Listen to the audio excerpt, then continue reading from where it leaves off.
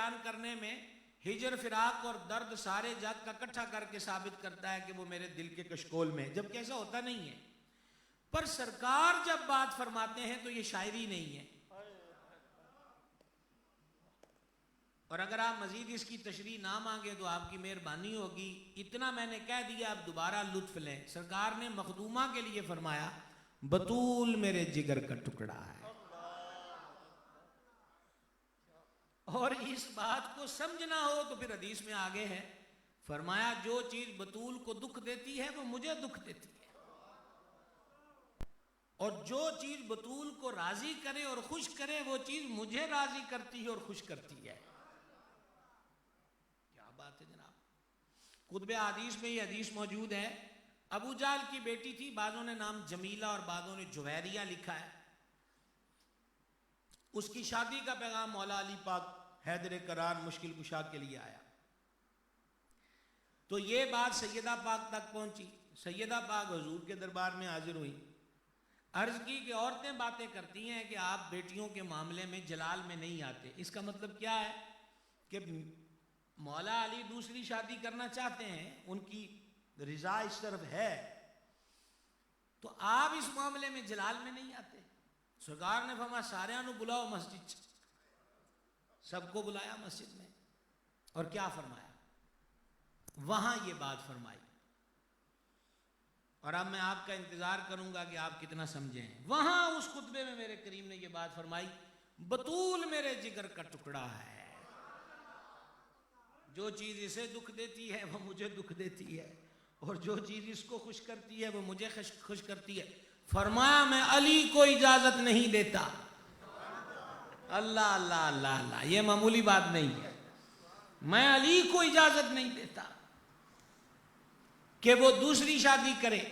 اور اگلی بات اس سے بھی اہم ہے، فرمایا حبیب خدا کی بیٹی اور رب کے دشمن کی بیٹی ایک چھت کے نیچے جمع نہیں ہو سکتی.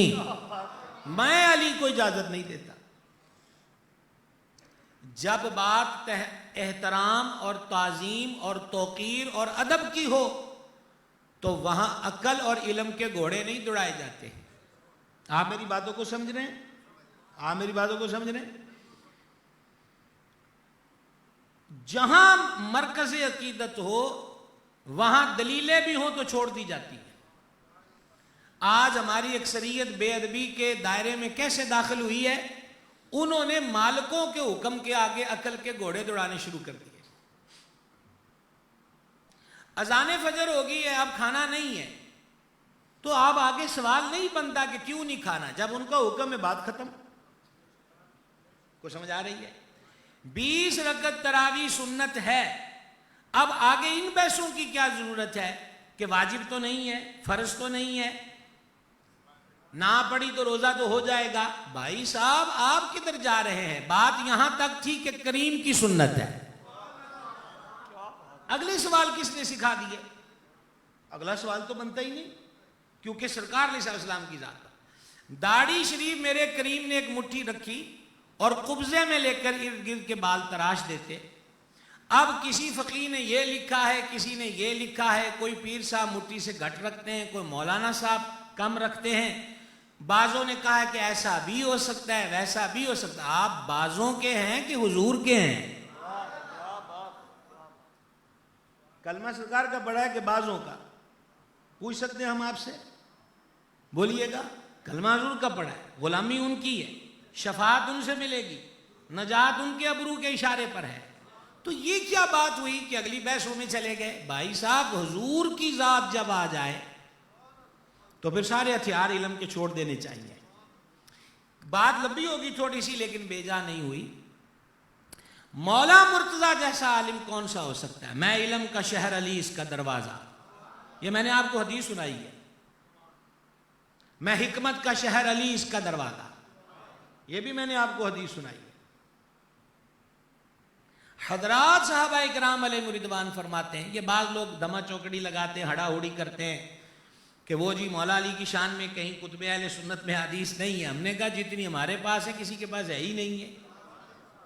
اور ساری حدیثیں صحابہ اکرام نے کوڈ کی ہیں علیہ رضوان. سنیں یہ بھی حضرات صحابہ کرام علیہ رضوان فرماتے ہیں کہ جانے جانا کے ممبر پر ایک ہم نے حضور کو دیکھا علیہ الصلوۃ والسلام، جو یہ فرماتے تھے سلونی ما شئتکم، پوچھو مجھ سے کیا پوچھنا چاہتے ہو، اور ایک ہم نے حضور کے بعد اس ممبر پر مولا علی کو دیکھا جو یہ فرماتے تھے پوچھو علی سے کیا پوچھنا چاہتے ہو۔ تو قرآن میں کیا حکم آیا ہے؟ حکم سے مراد اجازت۔ یہ مسئلہ میں کئی دفعہ خلط مبحث دور کرنے کی کوشش کیا کرتا ہوں۔ اللہ تعالیٰ نے امر نہیں دیا کہ 4 شادیاں کرو، اجازت دی ہے، اور اجازت بھی مشروط ہے کہ اگر تم حق ادا کر سکو۔ یہ کئی لوگ اس کو مذاق بنا دیتے ہیں، وہ شادی کر رہے آپ کو اجازت دی ہے، اللہ رسول کے حکم کا مذاق کیوں اڑاتے ہو؟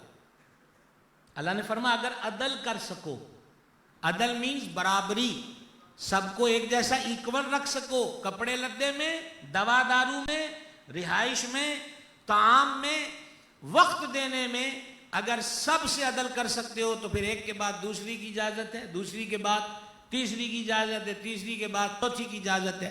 تو مولا علی پاک نے تو حضور کے سامنے دلیل نہیں رکھی اس دن، یہ آپ کو سمجھانا چاہتا ہوں۔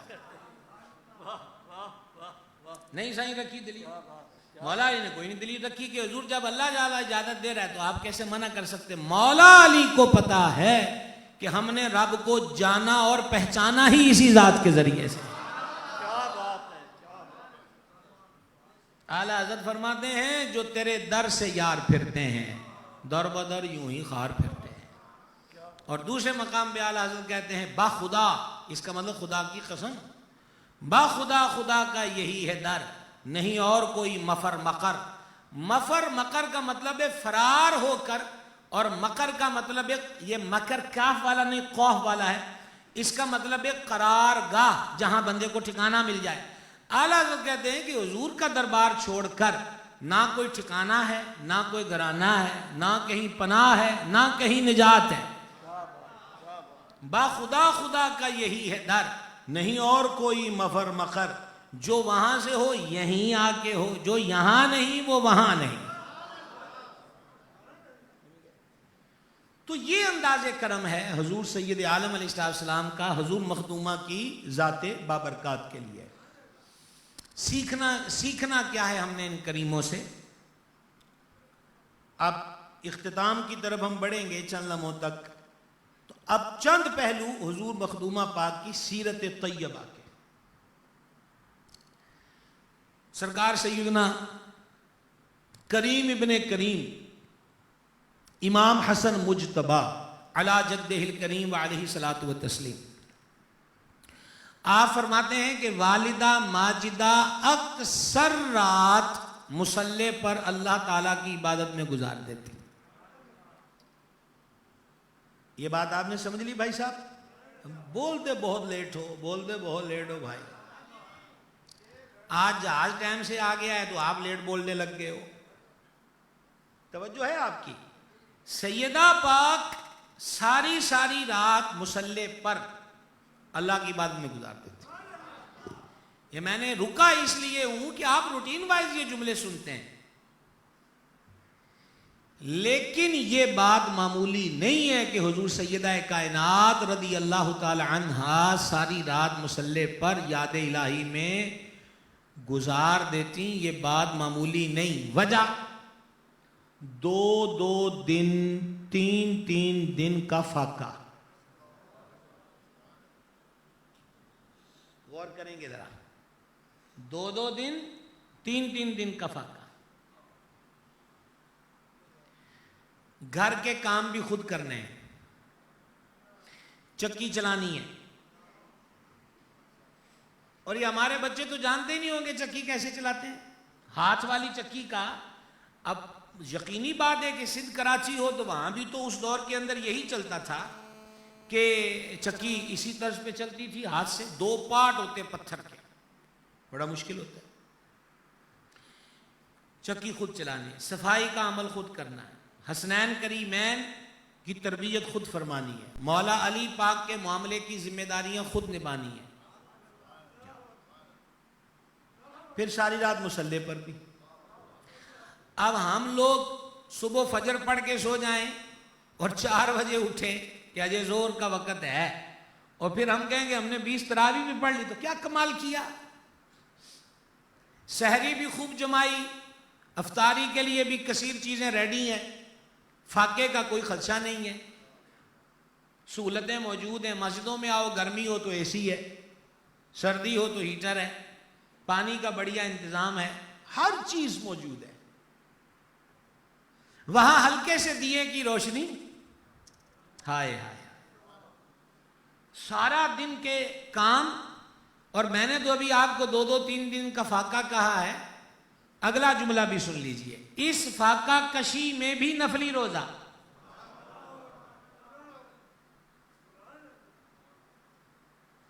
اس فاقہ کشی میں بھی نفلی روزہ، اور پھر ساری رات مصلی پر۔ یہ ذات ہے عابدہ، اللہ پاک کی عبادت کرنے والا۔ لیکن قسمت پہ ناز میں بھی کروں اور آپ بھی کرنے والے ہیں، لیکن یہ سن کے آپ کا ناز بڑھ جانا چاہیے، سرکار امام حسن باغ فرماتے ہیں اس ساری رات کی عبادت میں حضور مخدومہ جب دعا کے لیے ہاتھ اٹھاتی تو امت کے لیے دعا فرماتی۔ اگلی بات اس سے بھی آپ بڑھ کر ہے، سرکار امام حسن کریم فرماتے ہیں ہمارے لیے بھی میں نے نہیں کبھی سنا، اور اپنی ذات کے لیے بھی نہ سنا کہ مخدومہ دعا فرما رہی ہے۔ وہ جو رات کا گریا اور ہاتھوں کا اٹھانا ہے، اس میں سید عالم علیہ السلام کی امت پہ رحم اور کرم کی عرضیاں پیش ہوتی۔ ایک دن سرکار امام حسن کریم نے عرض کر ہی دیا، اے میری مادر معظمہ مکرمہ، ان دعاؤں میں ہمارا کوئی حصہ نہیں، آپ کا اپنا کوئی حصہ نہیں۔ سیدہ پاک کا جواب سنیے اور رب کی حمد ادا کیجئے۔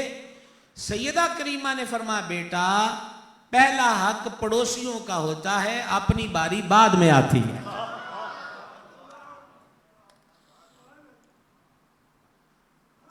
یار جو دعاؤں میں بھی پڑوسیوں کے حق کو یوں ملحوظ رکھیں تو کبھی دسترخوان کا عالم کیا ہوگا؟ یہ ان کی شب بیداریوں کا عالم ہے، شب بیداریوں کا۔ آپ اندازہ کریں، ابھی میں نے آپ کو بتایا چکی چلانا مبارک مقدس مطہر ہاتھوں میں، وہ کافی ٹف کام ہے، جو چکی چلانا ہوتا تھا کافی ٹف کام ہے، یعنی مشقت والا کام۔ اس سے پھر کیا ہوتا کہ وہ یہ آپ میں کوئی بھی ہیں جو مشقت کے کام نہیں کرتے، ہم اینٹیں روڑے اٹھا کے رکھنے لگتے تو شام کو ہمارے ہتھیلیوں پہ چھالے پڑ جائیں گے، کیے نہیں ہے۔ تو وہ چکی چلا چلا کر سیدہ کریمہ کے مبارک ہاتھوں میں سوزش آ گئی، یہ تکلیف الگ تھی۔ اب ذرا ایک روایت یہاں پہ سماعت فرمائیں، بہت زیادہ تو نہیں تھکے ہوئے آپ؟ اچھا ہے جلدی تھک جاؤ، ہم بھی بما علیہ نہ کہیں۔ سنیے، حضور سیدہ کریمہ عالیہ کی جو ذات اقدس ہے، میں بتانا یہ چاہتا تھا کہ ایک دن جان عالم علیہ السلام مخدومہ پاک شہزادی پاک کے گھر تشریف لائے تو اونٹ کے بالوں سے بنا ہوا لباس حضور مخدومہ نے پہنا تھا۔ یہ کم قیمت ہوتا ہے، مہنگا نہیں ہوتا، اونٹ کے بالوں سے بنا ہوا، جیسے ہمارے دھاگے سے بن کے کپڑا بن گیا۔ اور اس حالت میں سیدہ پاک چکی چلا رہی تھی۔ میرے بھائیوں، کچھ مقام ایسے آتے ہیں کہ جہاں اس کی شرح میں بولنے کے لیے، یعنی اس کی مزید وضاحت کے لیے پوزیشن کوئی نہیں ہوتی۔ یہاں ہماری پوزیشن بھی یہی ہے کہ کوئی پوزیشن نہیں ہے۔ آپ مہربانی کر کے سمجھنے کی کوشش کیجئے گا، سرکار نے اپنی شہزادی پاک کو، جن کو جگر کا ٹکڑا فرمایا ہے، اس موٹے لباس میں گرمی کے اندر چکی چلاتے دیکھا تو میرے کریم کی آنکھوں سے آنسو جاری ہو گئے۔ ہم بھرے پیٹ والے لوگ بھی بڑے عجیب ہیں، ہم کیا جانے ان آنسوؤں کا مول کیا ہوتا ہے۔ ہم بے درد سے لوگ ہیں، جز وقتی عقیدت کے افراد ہیں۔ آپ کو پتہ ہے اللہ کے کثیر ولیوں نے نہ کبھی دنیا کا عہدہ قبول کیا، نہ دنیا کا پیسہ جمع رکھا۔ دھیان سے سنیے گا، کبھی بھی تو جب ان سے پوچھا جاتا کہ جناب اب دیکھیں امام اعظم کو عہدہ نہیں دیا گیا چیف جسٹس بنے، فرما نہیں بنیں گے، اس کی پاداش میں جیل ہوئی ہے، روز مار کھائی ہے، پھر آپ کو زہر دیا گیا ہے، اور امام اعظم نے اپنا سر سجدے میں رکھا جب امام اعظم کی شہادت ہوئی ہے جیل کے اندر رضی اللہ تعالی عنہ۔ عہدے کیوں نہیں لیتے تھے؟ پیسہ کیوں نہیں جمع کرتے تھے؟ اے کاش رات کے اس پہر میں کچھ سنا تو رہا ہوں، مالک دل تک بھی پہنچا دے۔ وہ یہ فرماتے تھے یہ دنیا اتنی حقیر اور ذلیل ہے، اس کے عہدے کی خاطر کلمہ پڑھنے والے حضور کی لاڈلی اولاد کے مقابلے میں کربلا میں کھڑے ہو گئے۔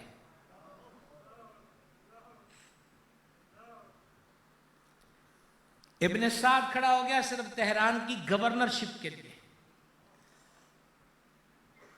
حالانکہ اس کی فیملی نے رات اس کو کہا ایسا نہ کرنا، کیونکہ بد نہاد ابن زیاد نے کہہ دیا تھا یا کربلا جاؤ مقابلے کے لیے، یا ہم نے تمہیں جو آرڈر دیا ہوا ہے تمہارے نام کا نوٹیفیکیشن جاری کیا ہے کہ تہران اس کو اس کی جو گورنرشپ ہے وہ واپس کر دو۔ اس نے بولا فیملی سے مشورہ کریں گے رات کو، تو فیملی ممبران نے اس کو کہا یہ تو ایک صوبے کی گورنرشپ ہے، دنیا کی سرداری بھی ملے،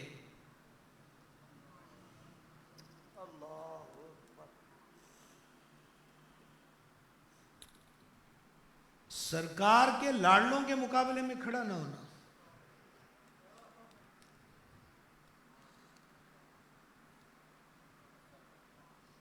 وہ جو شاہ سوار کربلا ہے نا وہ حضور کے سینے پہ کھیلنے والا ہے، سرکار جس کو چومتے بھی اور سونگتے بھی، مقابلے میں نہ جائے، فقیری میں زندگی گزار لے یہ بہتر ہے اس سے کہ کل تو حضور کے دربار میں حشر کے دن اس حال میں جائے کہ تیرے ہاتھ حضور کی آل کے خون سے رنگین ہو۔ وہ رات تیار ہو گیا کہ میں نہیں جاؤں گا، صبح پھر دنیا کی محبت نے غلبہ جمایا۔ مولا علی فرماتے تھے دنیا تو پھر بن سنور کے آ گئی ہے، جا دفع ہو جا، علی نے تجھے 3 طلاقیں دی ہیں۔ اگلے دن مقابلہ تو اللہ والے فرماتے تھے یہ دنیا کے عہدے بڑے ظالم ہیں، اتنے ظالم ہیں کہ حضور کی آل کے آگے کھڑا کر دیا، اور مال کی ہوس نے کھڑا کیا کہ ڈھیروں مال ملے گا، اس لیے انہوں نے اکثر عہدوں کو قبول نہیں کیا اور مال جمع نہیں کیا، یہ ان کا طریقہ تھا۔ تو میرے آقا علیہ السلام کی آنکھوں سے آنسو جاری ہوئے۔ صحیح بخاری پہلی جلد کی حدیث ہے، اللہ پاک نے مجھے زمین کے خزانوں کی چابیاں عطا فرمائی ہیں، یہ صحیح بخاری کی حدیث ہے۔ جن کے پاس کل خزانوں کی چابیاں ہیں وہ اپنی شہزادی کی یہ حالت دیکھ کر یہ نہیں کہتے کہ مالک یہاں سونے کے ڈھیر لگا دے، ہاتھ اٹھائے اور پتہ دعا کیا فرمائی، مولا میری بیٹی کو قناعت عطا کر، او ہو میں صدقے قربان۔ قناعت کہتے ہیں کہ جو بھی ملا اس پہ راضی رہنا، نہیں ملا صبر، مل گیا شکر۔ آج ہم درباروں مزاروں پیروں فقیروں کے پاس جا کے دنیا مانگتے ہیں، اصل روحانیت یہ ہے کہ ان سے ایمان کی پختگی مانگی جائے اور یہ کہا جائے کہ ہم اتنے رہیں کہ کسی کے آگے ہاتھ نہ پھیلائیں، ایک، اور دوسرا یہ ہے کہ زیادہ من میں ہوس پیدا نہ ہو، جتنا ملا ہے اس پہ صبر بھی مل جائے، قناعت بھی مل جائے۔ تو سیدہ پاک کے لیے میرے آقا علیہ السلام نے یہ دعا فرمائی کہ بطول کو قناعت بھی دے اور صبر بھی عطا کر۔ اب ہمیں آخری سطروں کی تو میرا آدھا گھنٹہ تو ہو گیا، یہ کہاں پتہ چلتا ہے جناب، اختتام کی طرف بڑھتے ہیں۔ حضور سیدہ پاک نے کبھی بھی اللہ پاک کی جناب میں اور حضور علیہ السلام کی بارگاہ میں شکوہ نہیں کیا۔ ہم اپنے گھروں سے تھوڑے شکوے نکالنا شروع کریں، شکووں سے مصیبت ٹلتی نہیں ہے، بے صبری بڑھتی ہے۔ شکوے کی جگہ کو صاف کریں گے تو وہاں شکر کا مقام آ جائے گا۔ مولانا روم رحمۃ اللہ علیہ مسلم میں فرماتے ہیں کہ بری بری چیزیں ڈیلیٹ کر تاکہ اچھی چیزوں کے لیے جگہ بنے۔ تو اگر ہم شکوے کو ہی زندگی کا حصہ بنا لیں گے تو یہ کبھی بھی نہیں چھوٹے گا۔ اصول کیا ہے سیدہ کے دربار سے؟ وہ یہ ہے کہ جو ملا الحمدللہ، اور جو نہیں ملا میں مالک کی رضا پہ راضی ہوں۔ یہ اصول اور ضابطہ ہے جو سیدہ کی جناب سے ہماری ماؤں بہنوں بیٹیوں کے لیے سیدہ پاک کا اہم پیغام۔ آپ نے ارشاد فرمایا عورت کی بہتری اس میں ہے نہ وہ غیر مرد کو دیکھے نہ غیر مرد اس کو دیکھے۔ کوئی کتنے ڈپلومے کر لے، کوئی کتنا بڑا سکالر اور سکالرہ بن جائے، کوئی کتنا بڑا فہیم و فہمیدہ ہو جائے، کوئی کتنا بڑا دنیا کا نالج سیکھ لے، کسی کو شرق سے لے کر غرب تک کی اونچ نیچ کا کتنا ہی علم ہو جائے، ترقی کیا ہوتی ہے انسان کے ذہن نے کتنا کچھ ہی کیوں نہ سوچ لیا ہو، یہ سارے ڈگریاں ڈپلومے پڑھائیاں ایک طرف، مخدومہ کائنات کا ارشاد ایک طرف، اور حق وہی ہے جو سیدہ پاک کا ارشاد۔ اور اس کو بات کو میں پورا کروں اور پھر وما علینا کہوں، اس ارشاد کا پس منظر کیا تھا؟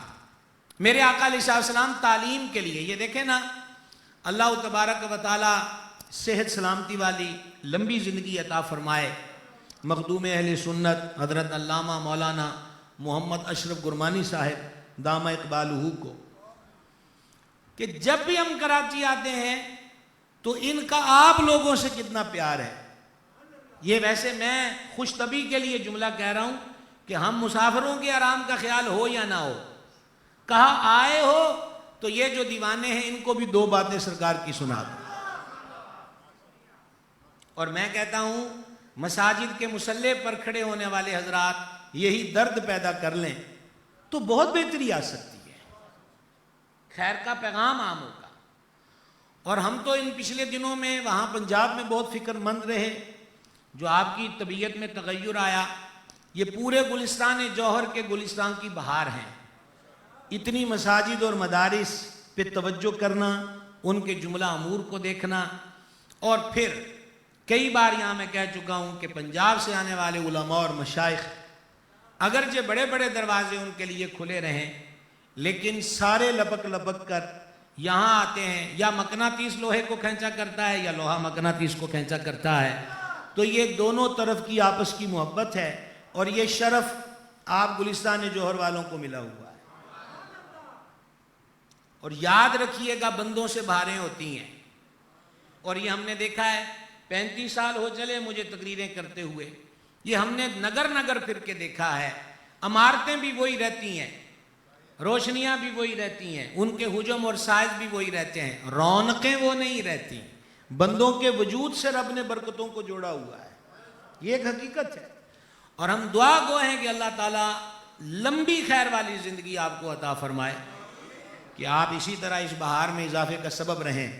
تو میرے آقا علیہ السلام صحابہ کرام میں علم کے شوق کو ابھارنے کے لیے کبھی کبھی اس کو بولتے سوال پوچھنا، اور ہم ادباً کہتے ہیں استفسار کرنا۔ ایک دن آقا علیہ السلام نے فرمایا بتاؤ عورت کی بہتری کس چیز میں ہے؟ تو حضور مولا مرتضیٰ شیر خدا کرم اللہ تعالی وجہ الکریم فرماتے میں بھی حاضر تھا، باقی صحابہ کرام بھی سوچنے لگ گئے، بات لمبی نہیں کروں گا اگرچہ اس میں بھی بڑی باتیں ہیں۔ فرماتے کسی نے بھی جواب نہیں دیا، یہ سرکار کے دربار کا روب ہوتا تھا کہ میرے ذہن میں جواب تو آیا ہے، پتہ نہیں سرکار کی بارگاہ میں عرض کرنے کے لائق بھی ہے کہ نہیں ہے۔ یہ صحابہ کرام کے ادب کے طریقے۔ تو مولا مرتضیٰ گھر آئے اور حضور سیدہ پاک سے کہا کہ آج سرکار نے یوں فرمایا بتاؤ عورت کی بہتری کس چیز میں ہے؟ آپ یقیناً خوش ہو کے بولیں گے اگر اگلا جملہ سمجھ میں آیا کہ سیدہ کریمہ نے فرمایا میں جواب دوں؟ کیا بات ہے، میں جواب دوں؟ مولا علی نے فرما دیجئے۔ تو اس وقت سیدہ پاک نے یہ فرمایا کہ عورت کی بہتری اس میں ہے نہ وہ غیر مرد کو دیکھے نہ کوئی غیر مرد اس کو دیکھے۔ اگلی نماز میں مولا علی پاک گئے، حضور نماز پڑھا کے جلوہ گر ہیں، شمع رسالت کے پروانے حاضر ہیں۔ عرض کی حضور پچھلی نشست میں آپ نے ارشاد فرمایا تھا عورت کی بہتری کس میں ہے، تو میں جواب لے آیا ہوں، فرما علی بیان کرو۔ عرض کی حضور وہ عورت کی بہتری اس میں ہے، نہ وہ غیر مرد کو دیکھے نہ غیر مرد اس کو دیکھے، میرے کریم کے لبوں پہ مسکراہٹ آئی۔ ذرا لطف لیجئے گا اس سطر کا، مسکرا کے فرما علی یہ جواب کس نے دیا ہے؟ کیا بات ہے جناب، یہ جواب کس نے دیا ہے؟ عرض کی ام حسنین نے، یعنی مخدومہ کائنات نے۔ سرکار نے مسکرا کے فرمایا بطول نے سچ کہا ہے، وہ میرے جگر کا ٹکڑا ہے۔ اچھا یہاں پھر یہی بات فرمائی ہے، وہ میرے جگر کا ٹکڑا ہے۔ تو بھائی صاحب دائیں بائیں بھاگیں گے تو پریشانی ہوں گے، اسی چوکھٹ پہ لگے رہیں، دنیا بھی خیر سے گزرے گی، آخرت میں بھی انشاءاللہ خیر ہوگی۔ وما علینا الا البلاغ المبین۔ صلی اللہ تعالی علی حبیبی سیدنا و نبینا محمد۔ الہی سیدہ پاک کا صدقہ ہمارے گناہوں کو معاف فرما، سیدہ پاک کا صدقہ ہمیں ظاہر و باطن کی پاکیزگی عطا فرما، سیدہ کریمہ کے صدقے میں ہمارے ایمان کی حفاظت فرما، بری موت اور کفر و بدعقیدگی کی موت سے بچا۔ سیدہ پاک کا صدقہ بے اولادوں کو نیک اولاد دے دے، بیٹوں کے طلبگاروں کو بیٹے دے دے۔